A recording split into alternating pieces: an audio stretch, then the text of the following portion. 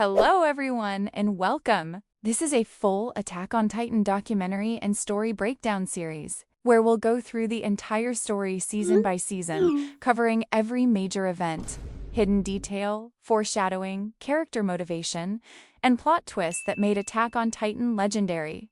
In this first part, we'll be covering Season 1, the fall of Wall Maria, humanity's fear of the Titans, the beginning of the Goat Jaeger's journey, and the mysteries that started it all.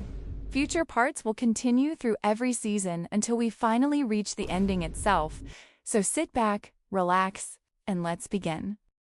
For over 100 years, humanity believed it had survived extinction, not by victory, but by retreat. Behind enormous walls of stone, far beyond anything humanity had ever built. Civilization continued to exist. Cities thrived, markets bustled, children laughed, and yet, beneath that fragile sense of normalcy, there was something else.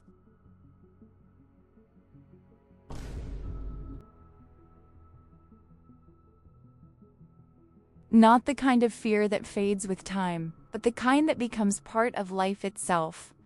The kind that shapes how people think, how they act, and what they are willing to accept. Because beyond those walls, there were Titans. Gigantic humanoid creatures with no clear origin, no clear purpose, and no known weakness, except nape of their neck. If you cut the nape of their neck deep enough, it will die. With ODM gear, obviously. But more on that later. They did not hunt for survival, they did not communicate, they did not negotiate, they simply devoured. This is the world of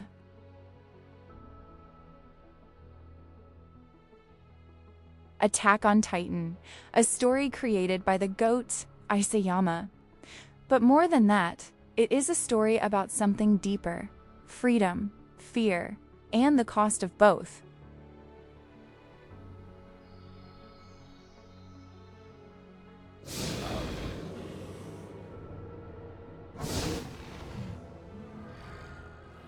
To understand this world, you must first understand the walls. There were 3 of them: Wall Maria, Wall Rose, and Wall Sina, each one larger than the last, layered like a shield protecting what remained of humanity. Wall Maria stood at the outermost edge, a vast barrier separating civilization from the unknown. Inside it were towns like Shiganshina, where ordinary people lived simple lives. Also, don't forget to like and subscribe for more upcoming videos. And if you see the hype button, make sure to press that too. It really helps the channel. It takes a lot of time to make these videos, so your support genuinely means a lot. Now let's get back to the video. Further inward was Wall Rose, home to larger cities and growing populations. And at the center, Wall Sina, the safest place in the world, where the wealthy, the powerful, and the ruling class resided. This structure wasn't just about protection, it was about hierarchy. The closer you lived to the center, the safer you were, and safety became the most valuable currency of all. Over time, people adapted, they built routines, they created communities, they convinced themselves that this life was enough. Many had never seen a Titan. Some even began to doubt their existence. Stories of Titans turned into distant warnings, something parents used to discipline children. Stay inside, or the Titans will get you. Fear became tradition. Tradition became belief, and belief became truth. But not everyone accepted that truth. In the outer district of Shiganshina, a boy was born who would one day challenge everything. His name was Eren Jaeger. Eren was not special in strength. He was not a prodigy. He wasn't even particularly disciplined. But there was something about him, something that set him apart from others. He questioned things from a young age.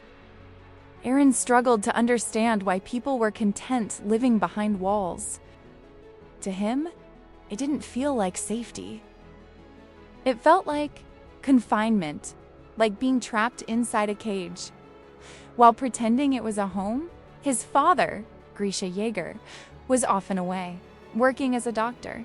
He was respected in the community, a man who saved lives, but he was also distant. There were things about Grisha, things he never spoke about, secrets that would one day change everything. Aaron's mother, Carla Jaeger, was the opposite. Warm, gentle, grounded. She didn't care about the outside world. To her, what mattered was simple: family, safety, and keeping her son alive. When Carla finds out that her son wanted to join the Survey Corps, she didn't see bravery. She saw loss, because the Survey Corps was not seen as heroic. They were seen as reckless, foolish, people who willingly walked into death. But Aaron didn't see it that way. To him, they were the only ones truly alive. Aaron's perspective didn't change overnight. It evolves through a friendship that would define his life. That friendship began with a boy named Armin Arlert. He was meant to be the real narrator of this story, but he is kind of a femboy and I'm much cooler than him. Let's get back to point. Armin was everything that Aaron was not: quiet, physically weak, often afraid. He was frequently bullied by other children, seen as easy to overpower. But Armin possessed something rare: imagination. One day, he showed Aaron a book that was not supposed to exist. Inside it were descriptions of the outside world.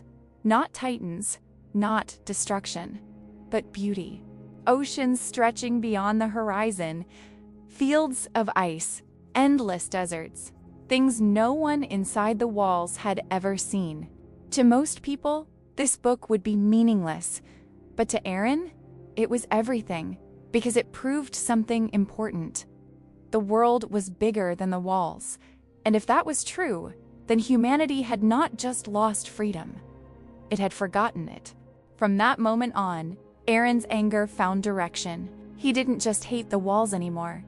He understood what they were taking away, and Armin became more than a friend. He became the voice of possibility. If Armin gave Aaron a dream, then Mikasa Ackerman gave him something else: a bond, forged in survival. Mikasa's early life was peaceful. She lived with her parents in a remote area, far from the crowded districts. But that peace was fragile. One day, it was taken from her. Human traffickers broke into her home. They weren't interested in stealing valuables. They wanted her. Her parents were killed, without hesitation. And Mikasa was left alone, in a world that had suddenly turned cruel. Her parents were killed, and she got kidnapped. Aaron found her, still just a child himself. He tracked the kidnappers down. What happened next was not heroic. It was raw, it was violent, and it was real.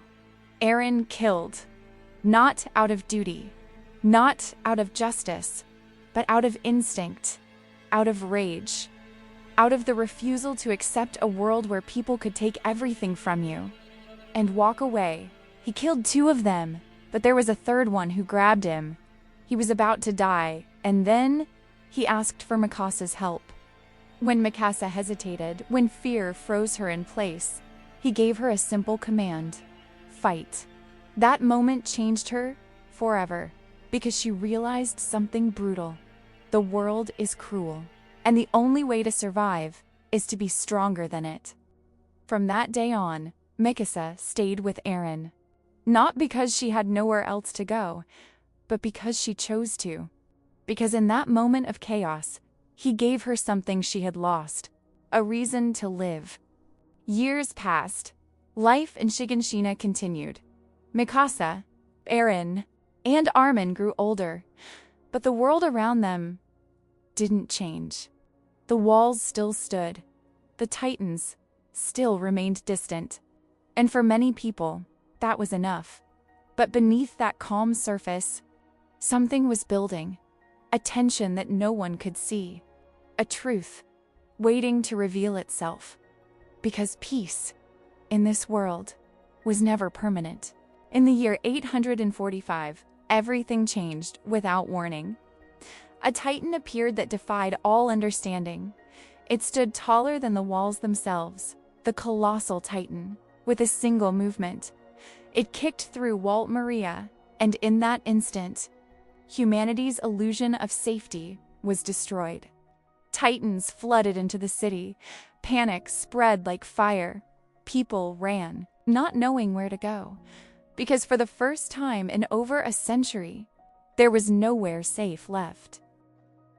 In all that chaos, Aaron ran home, desperate, afraid, hoping that somehow everything would still be okay. But it wasn't. His house was gone. His mother, trapped beneath the rubble, unable to move, unable to escape. He tried to save her. He screamed. He fought. But he was just a child, in a world that had no mercy. And then, a titan appeared, slow, smiling. When he saw the smiling titan standing in front of his home, he was completely helpless. His mother was trapped beneath the rubble, unable to escape, while titans destroyed everything around them. Even after telling Aaron to run, she knew she wasn't going to survive. Then, in one of the most heartbreaking moments in Attack on Titan, the smiling titan grabbed Carla Yeager right in front of him. He could do nothing but watch. No power, no strength, no way to save her. That moment shattered him completely and created the hatred that would drive his entire journey forward. Everything changed that day. The armored titan smashed through the gate like it was nothing, and in seconds, humanity's illusion of safety was gone. As chaos spread through the streets, Aaron watched his world collapse in front of him. From that day on, Aaron swore he would kill every last titan. The fall of Wal Maria did not end with destruction. It marked the beginning of a different kind of suffering. Those who survived the attack fled inward, crossing into Wal Rose. What awaited them was not safety, but scarcity. Food supplies, once stable, were now stretched beyond their limits. Entire populations had been displaced. Farmers lost land, families lost homes. And with every passing day, tension grew. For the first time in over a century, humanity was not just threatened by titans, but by its own desperation. The government made a decision, one that revealed the harsh reality of their world. Refugees, tens of thousands of them, were sent back toward Wal Maria in a so-called reclamation operation. But it was not a mission. It was a sacrifice, an attempt to reduce the population by sending people to their deaths. Very few returned. Among those who stayed behind were 3 children who had already lost everything: Aaron Yeager, Mikasa Ackerman, and Armin Arlert. They had seen the truth, and they would never forget it. Grief affects people in different ways. Some collapse under its weight, others adapt. But for Aaron, grief transformed into something far more dangerous: purpose. He no longer feared the titans. He hated them, not as creatures, but as obstacles. Obstacles standing between him and freedom. So, he made a decision. He would join the military, not for honor, not for glory, but to fight, to kill, to destroy every titan that existed. Mikasa followed him without hesitation. Her loyalty to Aaron was absolute, not because she was dependent on him, but because she had already chosen her path. Where he went, she would go. Armin's choice was different. He was afraid. He understood the risks better than anyone, but he also understood something else. If no one was willing to step forward, nothing would ever change. So he joined them, because he believed in something greater than fear. The military within the walls was divided into 3 branches. The garrison, responsible for defending the walls. The military police, tasked with maintaining order within the inner districts. And the survey corps, those who ventured beyond the walls, into Titan territory. To most people, the choice was obvious. Serve in the interior. Live safely. Avoid the survey corps. Avoid death. But Aaron never considered safety from the beginning. His goal was clear. He would join the Survey Corps and reclaim the world beyond the walls. Training was not just physical, it was psychological. Recruits were pushed to their limits, tested not only for strength, but for discipline, control, and resilience. They learned to fight. They learned to endure. And most importantly, they learned to survive. Among the recruits, new faces appeared, each one with their own reason for joining. Some sought honor, some sought escape, and some simply had nowhere else to go. But within this group, a few stood out. A quiet girl named Annie, a composed and distant bathroom, a confident and seemingly reliable Nokia, and a loud, aggressive recruit named Horseface, who openly questioned Aaron's obsession with the outside world. These individuals would one day shape the future, but at the time, they were just soldiers in training. Fighting Titans required more than courage. It required speed, precision, and the ability to move in ways no human naturally could. This was made possible by a device known as the Omnidirectional Mobility Gear, a system of cables and gas propulsion, allowing soldiers to maneuver through the air with incredible speed. But mastering it was not easy. For many recruits, it became their greatest obstacle. Balance was everything, control was everything. One mistake could mean death. And for Aaron, it almost did. When husband first attempted to use the gear, he failed. Repeatedly. He could not balance. He could not stabilize himself. He could not do what others were beginning to master. For someone driven by purpose, failure is not just a setback.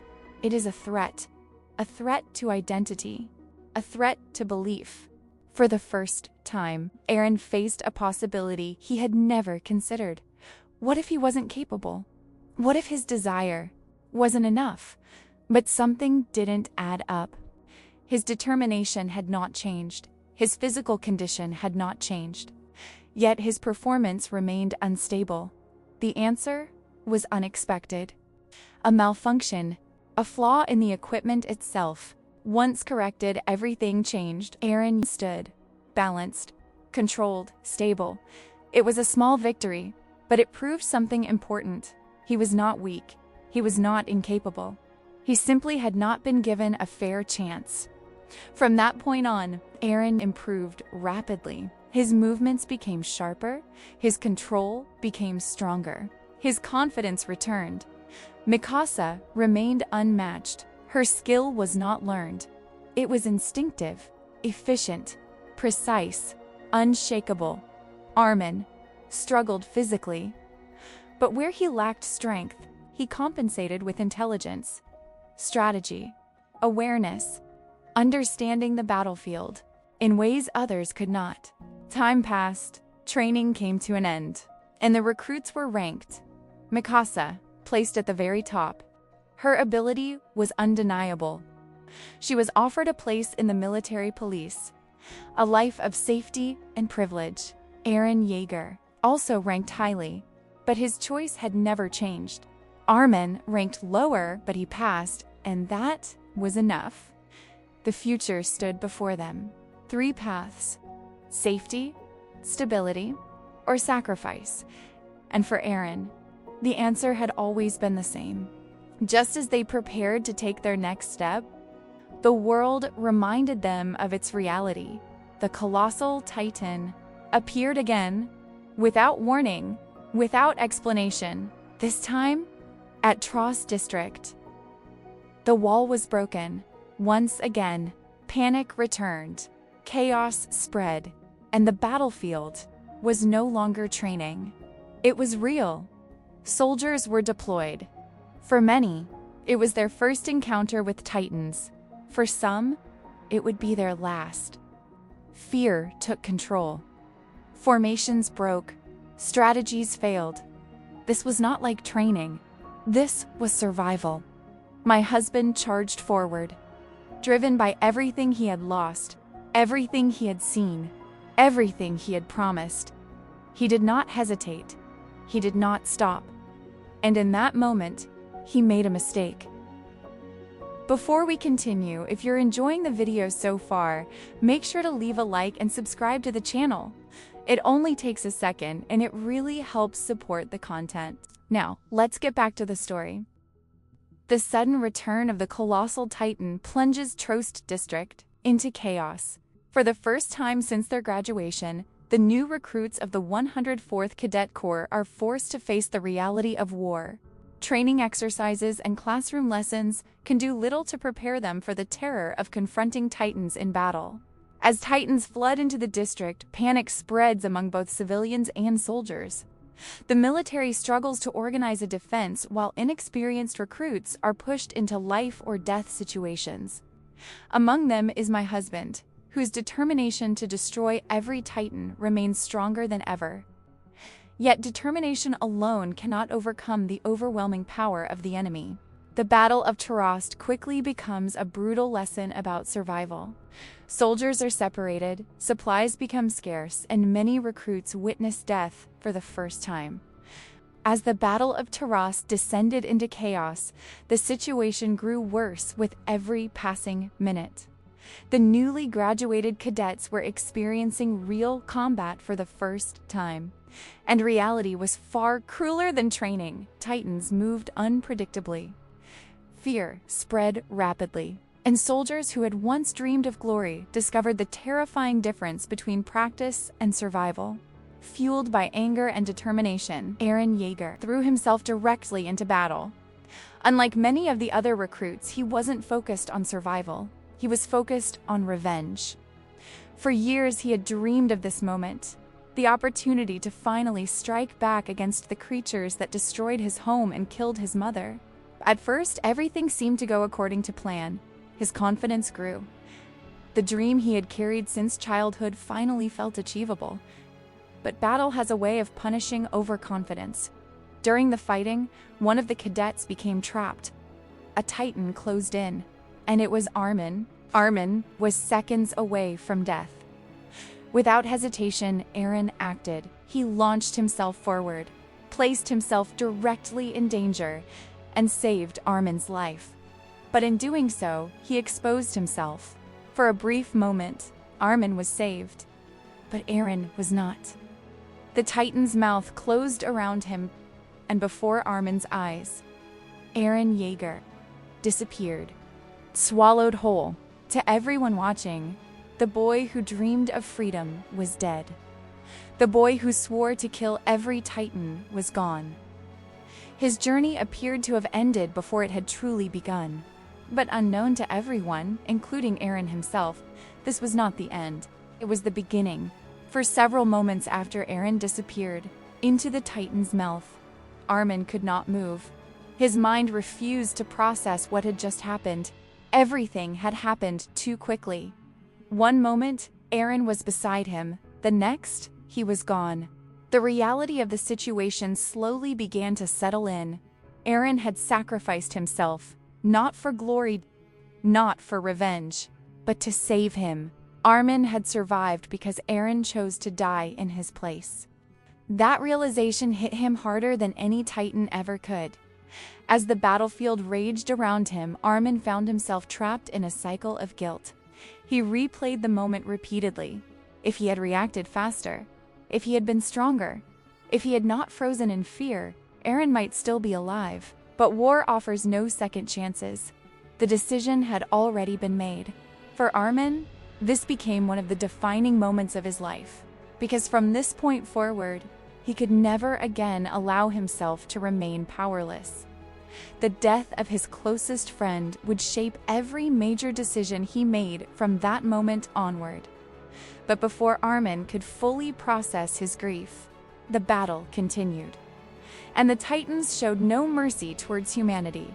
While Armin struggled with guilt, Mikasa was fighting elsewhere within Trost. Unlike many of the recruits, Mikasa had quickly established herself as one of the most capable soldiers on the battlefield.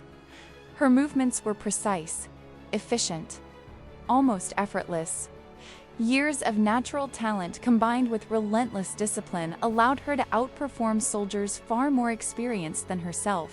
At first, she believed Aaron was still alive. somewhere within the city, still fighting, still moving forward, and then she received the report Air and Jaeger had been killed. Consumed by a Titan, no survivors. For a brief moment, everything stopped. The words felt impossible. Aaron had always been a constant in her life, ever since the day he saved her as a child. Ever since he wrapped that scarf around her neck, the idea of a world without Aaron felt unimaginable. Yet the report remained unchanged. Aaron was dead. The news shattered the emotional foundation she had built her life upon. For the first time in years, Mikasa lost focus, lost direction, lost purpose. The person she had dedicated herself to protecting was gone, and suddenly, she no longer knew what she was fighting for. As the battle intensified, a new problem emerged. The cadets were running out of gas. Without gas, the omnidirectional mobility gear became useless. Without mobility, fighting Titans was nearly impossible. Many recruits found themselves stranded, unable to escape, unable to fight, unable even to retreat. Panic spread rapidly. Some soldiers gave up entirely. Others desperately searched for solutions. The central supply depot contained the gas they needed, but reaching it presented a major challenge. Titans had surrounded the building. Every entrance was blocked. Every approach route was dangerous. The cadets were trapped, and without immediate action, their situation would become hopeless. Despite her grief, Mikasa refused to collapse completely. Standing before terrified recruits, she spoke with determination. She reminded them of a simple truth. The world was cruel. It always had been. It always would be. But surrender guaranteed death. The only chance of survival was to keep moving forward, to continue fighting, even when fear threatened to overwhelm them. Her words inspired many of the remaining cadets. For a brief moment, hope returned, but inspiration alone could not solve their problems, and soon, Mikasa herself would face a harsh reality. Her gas supply was nearly empty. Just as the situation appeared hopeless, something impossible happened. A Titan began attacking other Titans. At first, soldiers assumed that it was an abnormal Titan. The idea made no sense. Titans hunted humans. They did not fight one another. Yet the evidence was undeniable. The mysterious Titan tore through nearby enemies with incredible aggression. Its behavior differed dramatically from every Titan humanity had encountered before. It moved almost as if it possessed human intelligence. One by one, other Titans fell before it. The battlefield became eerily quiet. Confusion spread among the surviving soldiers. No one understood what they were witnessing, but one thing was clear. This Titan was different. And that difference might be humanity's only chance of survival. While others focused on the destruction, Armin focused on observation. He carefully studied the mysterious Titan's actions, the way it moved, the way it fought, the way it protected certain individuals. Slowly, a realization began forming in his mind. Something about this Titan felt familiar. The reckless aggression, the refusal to give up, the relentless determination. The more Armin watched, the more impossible his conclusion seemed. Yet, he could not ignore it. Could he, somehow, be connected to this Titan? The idea sounded absurd, but in a world filled with Titans, perhaps impossible things were possible after all. The mysterious Titan continued fighting until eventually its body collapsed. Steam filled the air. Soldiers watched carefully, unsure of what would emerge. Then the impossible happened. A human body became visible within the Titan's remains. The soldiers stared in disbelief, and when they recognized the face, their shock only deepened. The person inside the Titan was Eren, who had supposedly died, the same Eren who had been devoured. The same Eren whose death everyone had already accepted, yet somehow, against all logic, against all understanding, he was alive. And in that moment, humanity's understanding of Titans changed forever. The shock spread immediately through the battlefield. Soldiers who had witnessed his death struggled to understand what they were seeing. Armin could barely believe it. Only hours earlier, he had watched Eren Yeager get swallowed. He had watched the Titan close its jaws. He had accepted that his best friend was gone forever, and yet here he was, somehow returned from the dead. For Armin, relief quickly replaced despair, but for many others, relief was not the emotion they felt. As word spread through Trost, confusion rapidly turned into panic. A human had emerged from a Titan. The implications were terrifying. Everything humanity understood about Titans was suddenly called into question. What exactly was he? Was he human? Was he Titan? Was he both? Nobody had answers. And in the absence of answers, fear filled the void. Many soldiers immediately viewed Eren as a threat. Some argued he should be executed before anyone understood the full extent of his abilities. Others believed he represented humanity's greatest opportunity. The debate began almost immediately, but before anyone could reach a conclusion, another crisis emerged. When Eren regained consciousness, he discovered that he was no longer fighting Titans. Instead, he was surrounded by soldiers. Cannons pointed directly at him, weapons ready, fingers resting on triggers. The people he had dedicated his life to protecting were now prepared to kill him. As tension escalated, Mikasa stepped forward without concern for her own safety. She stood beside Eren, ready to defend him against anyone who threatened him. Even fellow soldiers, even the military itself. To Mikasa, the situation was simple. Eren was alive. That was all that mattered. Everything else was secondary. Her loyalty never wavered. Even when cannons were aimed directly at them, even when execution seemed possible, even when the entire military questioned Eren's existence, Mikasa remained at his side, a reminder of the bond they shared. A bond forged long before Titans entered their lives. But unlike Mikasa, Armin didn't possess overwhelming strength. He couldn't intimidate anyone. He couldn't overpower soldiers. His greatest weapon had always been his mind, and now he needed to use it. Standing before military leaders, Armin argued that his lover represented something humanity desperately needed: hope, a weapon capable of changing the balance of power.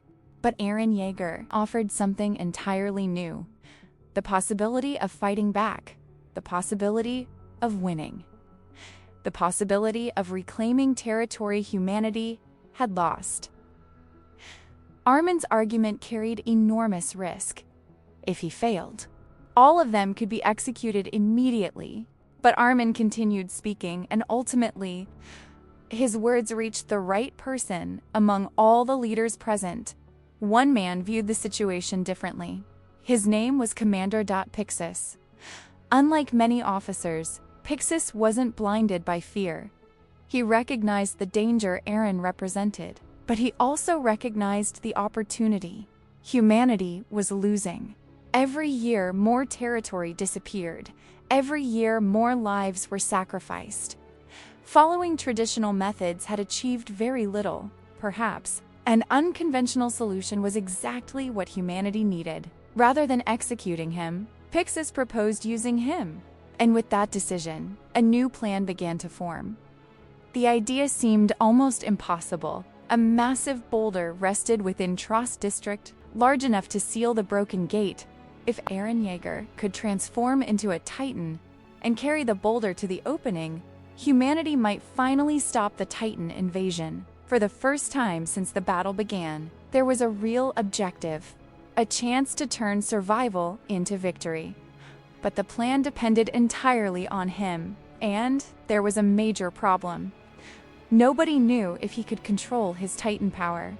Not even Eren Yeager himself. Despite the risks, the operation moved forward. Soldiers assembled, formations were established, routes were planned. Every available resource was committed to the mission. Then he transformed once more. Lightning erupted across the battlefield, steam exploded outward, and the Titan appeared again. Humanity held its breath. But what happened next immediately raised new concerns, because he wasn't acting normally. Something was wrong. The moment he transformed, every soldier in Trost focused on him. Months earlier, the idea of a human becoming a Titan would have sounded insane. Now, humanity's future depended on it. For a few seconds, everything seemed normal. The Titan stood motionless. Steam rose from its body. Soldiers waited for him to begin moving toward the boulder, but he didn't move. Instead, the Titan slowly turned toward Mikasa. Before anyone could react, Aaron's Titan attacked. The enormous fist swung forward. Mikasa barely escaped. The force of the attack shattered the ground around her. The plan was failing. He wasn't in control. Humanity had placed all of its hope into a weapon they barely understood, and now that weapon had become unpredictable. Inside the Titan, Aaron wasn't consciously aware of what was happening. His mind had retreated inward, lost somewhere between reality and memory. For the second time, he found himself trapped inside a strange dream, a dream where none of the pain existed. And for a brief moment, the temptation to remain asleep became overwhelming. Outside the Titan, panic began spreading. The operation had been carefully planned. Hundreds of soldiers had risked their lives. Entire squads had been organized around his success. Now, everything seemed lost. The commanders watching from a distance realized a terrifying possibility. If he couldn't control his powers, then humanity's greatest hope might also be its greatest mistake. Despite the danger, Mikasa approached him many times. You see, after transforming into Titan, he was no longer in battlefield. He was somewhere else. A memory or perhaps a dream. He saw himself back at home, back in Shiganshina, back before the walls fell, back before Titans destroyed everything. For a brief moment, life seemed normal. His mother was there, his house still stood. The world appeared peaceful. It was as if the tragedy that defined his life had never happened. But something felt wrong. The memory wasn't complete. The details didn't fit together properly. Events blended together unnaturally. Conversations felt distorted. Faces appeared and disappeared. The more he experienced the dream, the more unstable it became. Then a voice called out to him, a familiar voice. Armin, distant at first, almost impossible to hear, but gradually becoming clearer and clearer, as if someone was pulling him back toward reality. Gradually, cracks began forming within the dream. The illusion started breaking apart, and through those cracks, reality began returning. The walls, the soldiers fighting outside. Then he remembered the mission, the boulder, the gate, humanity's survival. Most importantly, he remembered why he was fighting. As Aaron's memories returned, his determination returned with them. The dream shattered completely. For the first time since transforming, he regained awareness. Inside the Titan's body, he finally understood what was happening. People were counting on him. Soldiers were dying for him. Humanity had entrusted him with something enormous, and he had nearly failed them. The Titan suddenly moved, this time with purpose. Soldiers across Trost watched in disbelief. Aaron approached the massive boulder, one large enough to block the destroyed gate, one so heavy that no ordinary human could possibly move it. Then he lifted it. The sight was almost unbelievable. For over a century, humanity had watched Titans destroy walls. Now, they were witnessing a Titan saving one. The symbolism wasn't lost on anyone. Something fundamental had changed. As he carried the boulder through Trost, soldiers launched a massive defensive operation. Their objective was simple: protect Aaron Yeager at all costs. Veteran soldiers and newly graduated cadets fought side by side. Many knew they might die. Many did die. But for the first time, those sacrifices felt meaningful. Throughout the operation, Armin played a critical role. Earlier in the battle, he had frozen in fear. Now, things were different. Armin began using the one weapon he had always possessed, his mind, analyzing Titan movements, identifying threats, helping coordinate the operation. For the first time, Armin started recognizing his own value. He wasn't the strongest, he wasn't the fastest, but he could contribute in ways nobody else could. Finally, Eren reached the gate. With every remaining ounce of strength, he positioned the boulder, then he pushed. The stone slid into place. The opening was sealed. The breach was closed. For a moment, silence spread across the battlefield. Nobody spoke. They simply stared. Because after years of defeat, after years of retreat, after years of watching Titans take everything, humanity had finally achieved something different. A victory. And by victory, I mean not the end of war, but for the first time humanity had won and the trust was reclaimed. As Eren Yeager collapsed from exhaustion, soldiers throughout the district struggled to process what had happened. They were alive. The gate was sealed. The invasion had been stopped. But alongside relief came new questions. Questions far more dangerous than Titans themselves. How had he become a Titan? Why could he control that power?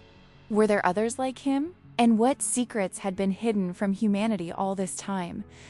Unknown to everyone? The Battle of Trost had done more than save a city. It had begun unraveling the greatest mystery in human history, and the truth, waiting at the center of that mystery, would change the world forever. After the battle ended, the surviving soldiers finally had time to breathe. For days, Trost had been consumed by chaos. Titans roamed the streets. Buildings were destroyed. Entire squads had been wiped out. Now the district was secure. The gate was sealed. The invasion had ended. But instead of being celebrated as a hero, Eren Yeager found himself in chains.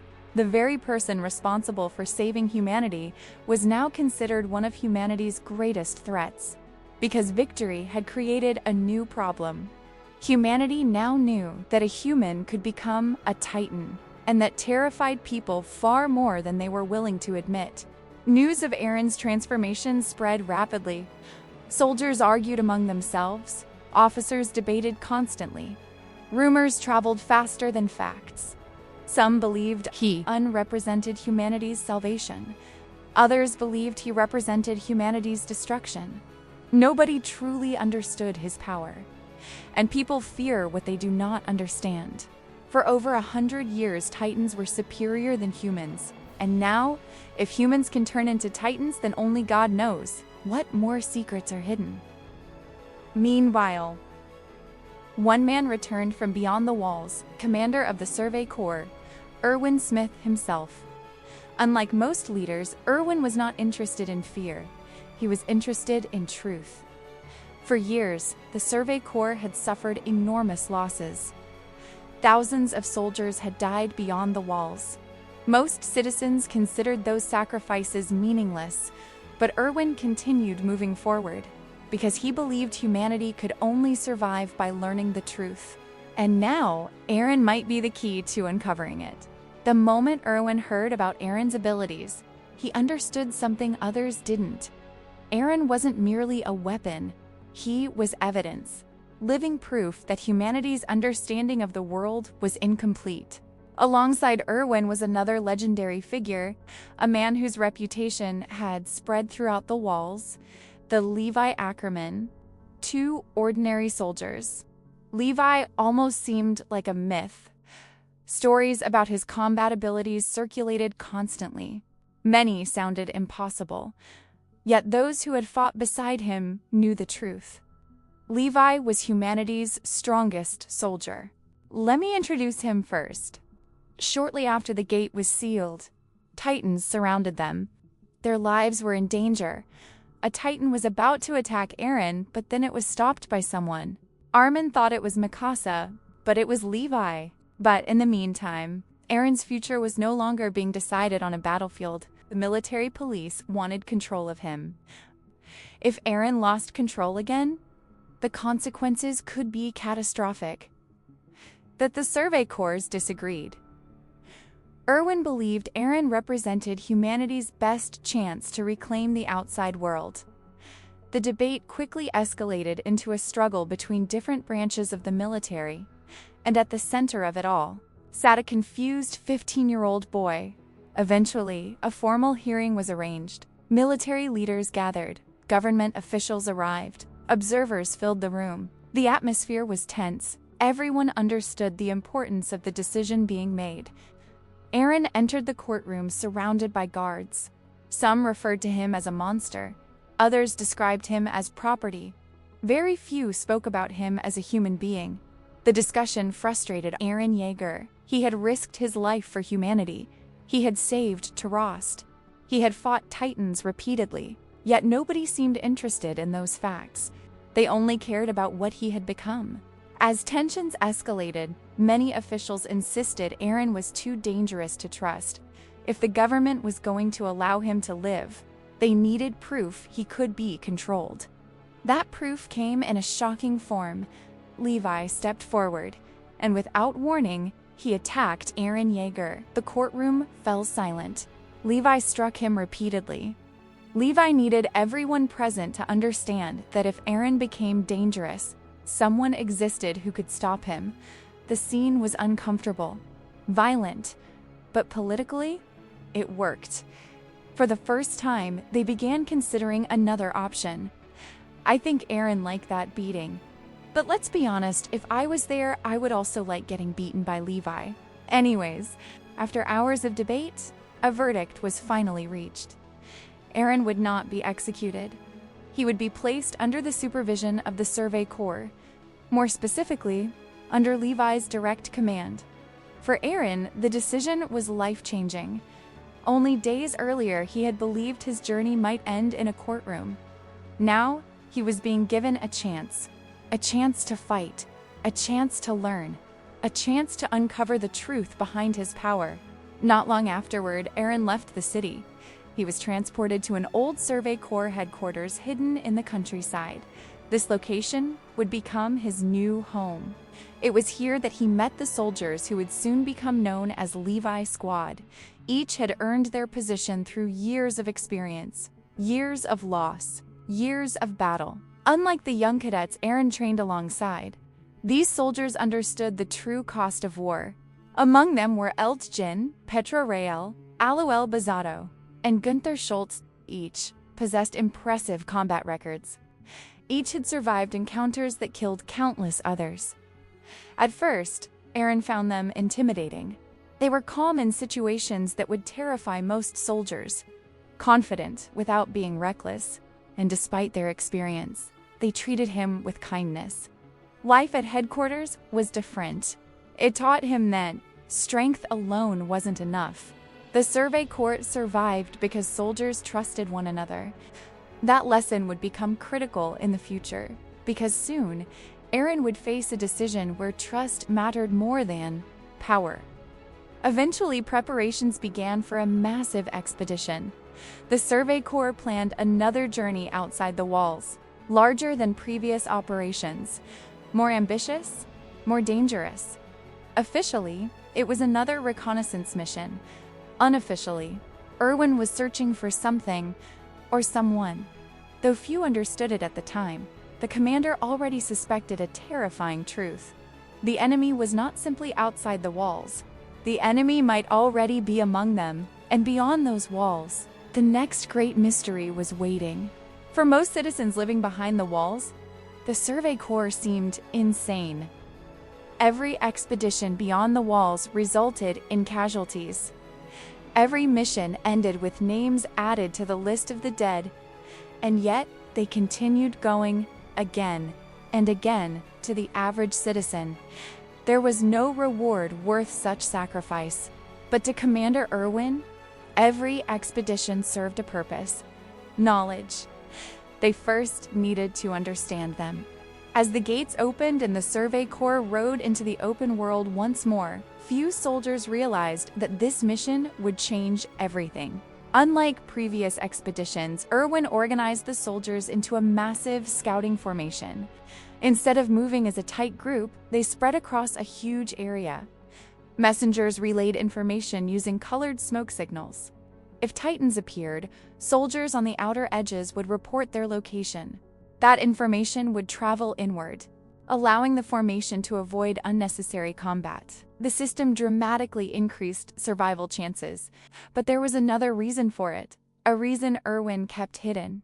He wasn't merely searching for Titans, he was searching for an enemy who could think, an enemy hiding among humans. For Aaron, the expedition was surreal.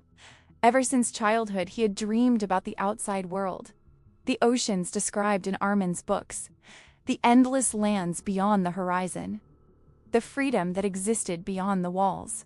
But reality looked different. The world wasn't beautiful.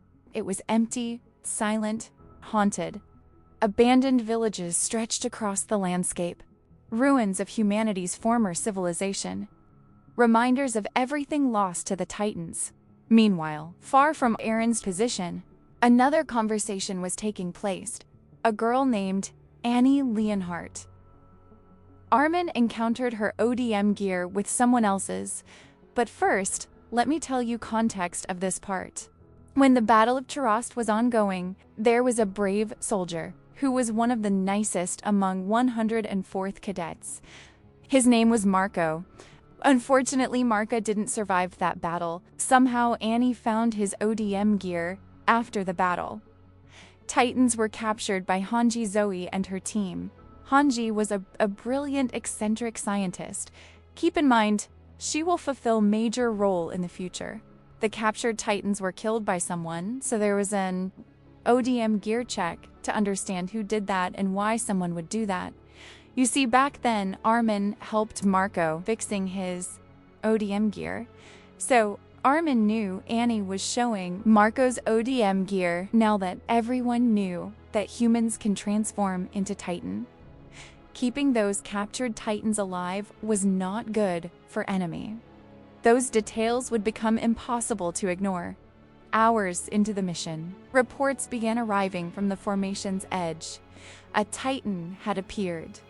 At first, nothing seemed unusual. Titans were expected, but then more reports arrived.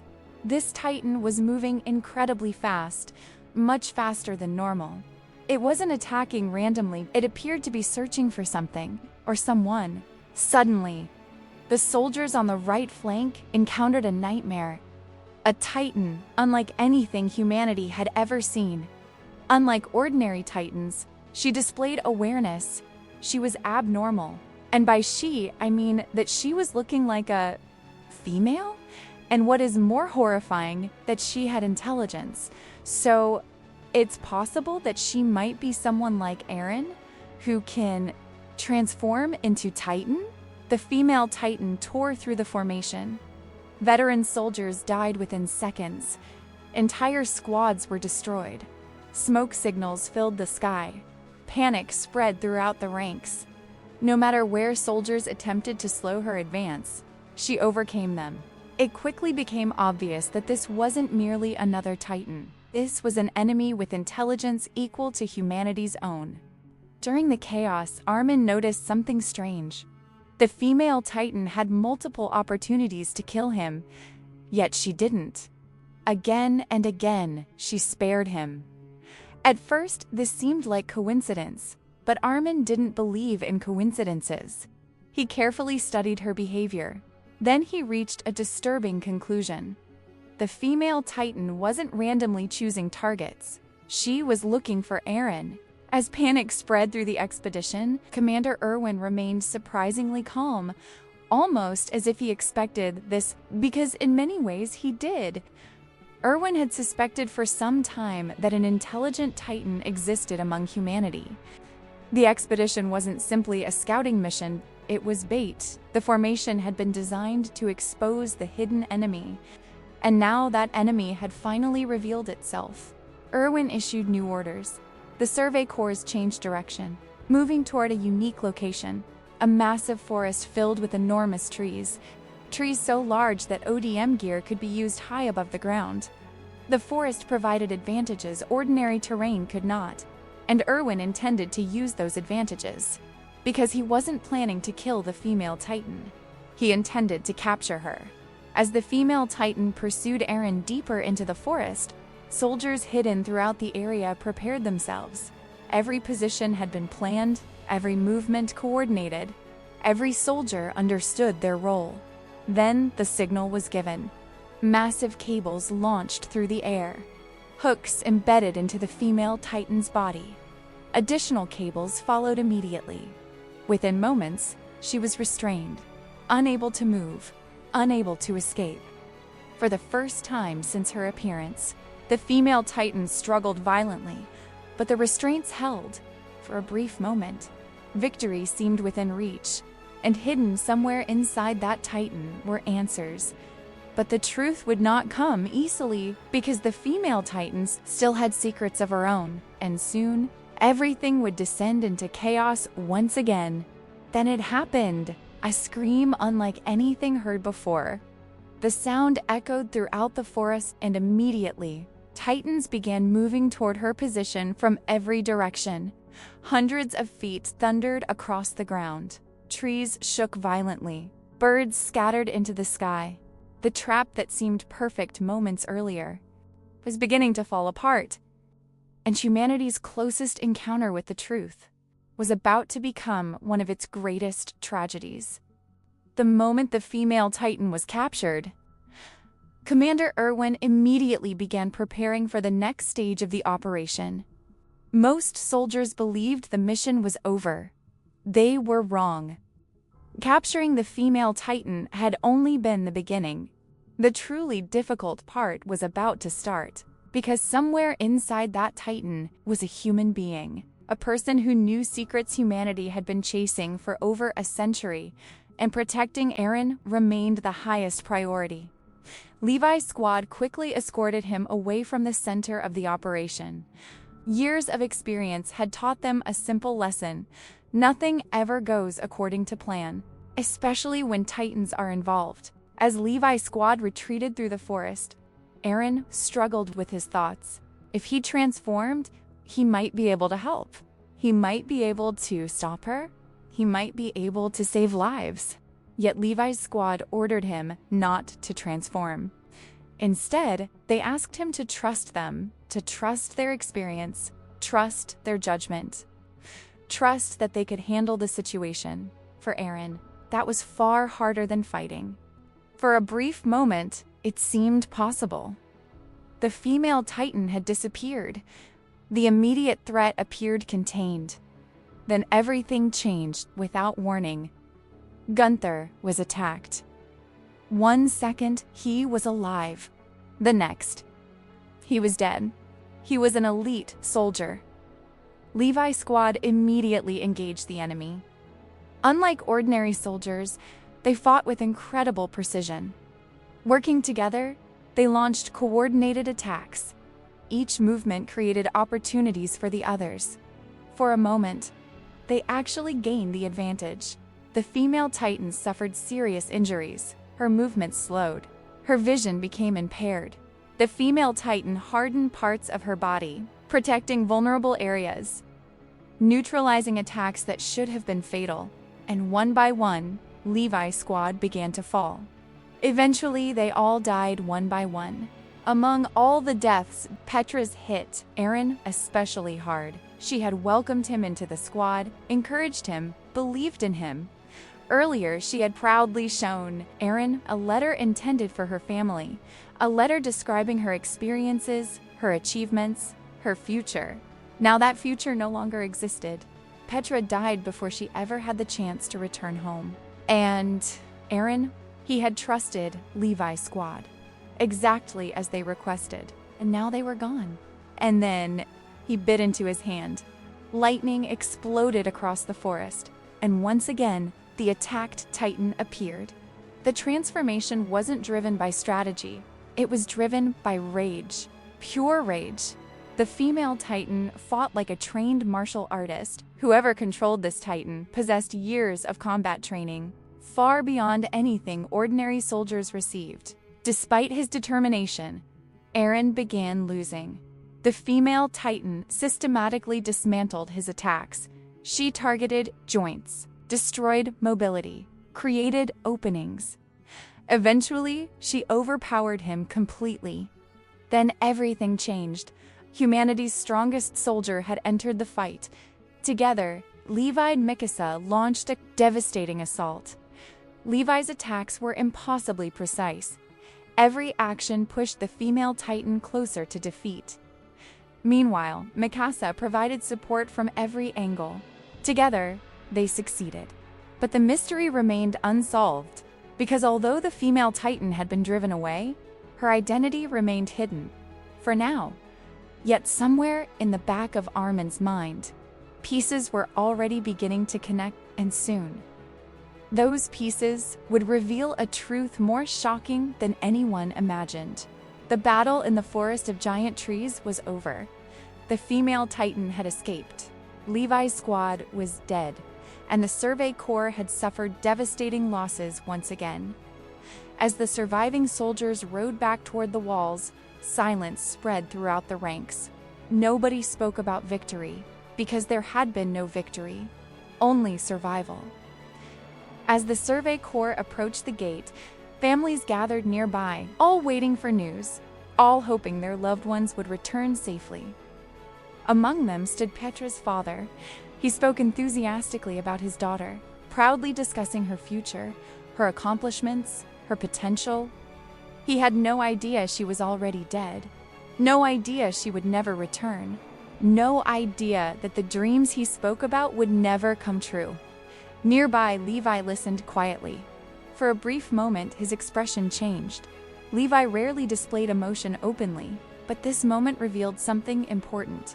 He carried every loss, every death, every sacrifice. The burden simply remained hidden beneath discipline. But Armin couldn't stop thinking. Something about the female Titan continued bothering him. Armin replayed every encounter repeatedly, searching for details others might miss. The more Armin analyzed the evidence, the more one name continued appearing: Annie Leonhardt. Someone who rarely formed close relationships. Yet Annie possessed extraordinary combat abilities unlike anything taught to ordinary recruits. Years earlier, during hand-to-hand combat exercises, Annie consistently demonstrated techniques far beyond her age. At the time, it seemed impressive. Now it seemed suspicious. Commander Erwin listened carefully. He often expected them. After reviewing the evidence, Erwin agreed to a risky plan. They would not accuse Annie publicly.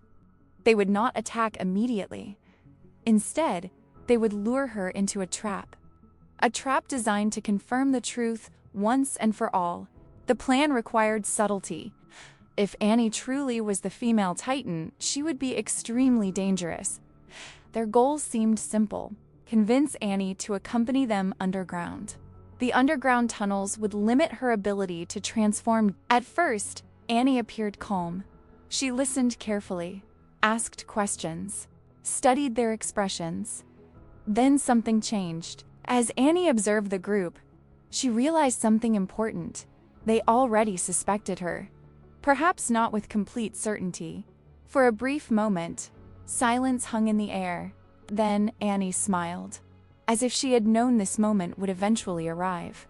Suddenly, Annie acted. Before anyone could stop her, she injured herself. Lightning erupted across the district, and once again, the female Titan appeared. The mystery was over. Annie Leonhardt had been the female Titan all along. The transformation triggered immediate chaos. The district of Stoas became a battlefield. Civilians fled through crowded streets.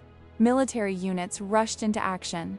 Buildings collapsed beneath enormous footsteps. For the first time, ordinary citizens witnessed a battle between intelligent Titans. And the destruction was catastrophic. Entire sections of the city suffered severe damage. As Annie rampaged through the district, everyone looked toward Eren. Only he possessed the power to stop her. Yet something unexpected happened. He hesitated, because Annie wasn't merely an enemy. She had trained beside him, fought beside him, lived beside him. The realization created conflict inside him. Transforming meant accepting a painful truth. Another friend had betrayed them. Seeing Eren hesitate, Armin intervened. He reminded of reality. People were dying. Buildings were collapsing. Whatever Annie's reasons might be, they could not allow this destruction to continue, but he finally understood. Sometimes moving forward required making impossible choices. Lightning split the sky. Eren transformed. The battle that followed became one of the most destructive conflicts in Season 1. Both combatants understood each other. Both knew each other's strengths. And both refused to surrender. Their fight tore through Stoas District. Buildings shattered, streets collapsed, dust filled the air. The city itself became a casualty. As the battle continued, Annie realized escape was becoming increasingly difficult. Her options disappeared one by one. For the first time, she looked genuinely cornered, not like a monster, like a human being trapped by circumstances. Eventually, Annie was defeated. But before anyone could capture her, she made one final move. Using a mysterious hardening ability, she encased herself inside a crystal. Transparent, indestructible, silent. Humanity had finally discovered the enemy's identity. Yet the answers they desperately needed remained locked away. As soldiers surveyed the destruction, they noticed something strange. Damage from the battle had exposed a section of wall seen at first glance. It appeared insignificant. Then they looked closer and froze. A face stared back at them. Not a human face, a Titan's face embedded inside the wall itself. Hidden there the entire time, the revelation changed everything. The walls that protected humanity were connected to Titans. And if Titans existed inside the walls, what other secrets had been hidden? Humans could become Titans. Intelligent Titans existed. Enemies hid among humanity. And the walls themselves concealed ancient mysteries. Most importantly, the world was far larger than anyone imagined. The story that began with a boy watching his mother die had evolved into a mystery capable of changing human history itself and beyond the walls, beyond everything humanity thought it understood.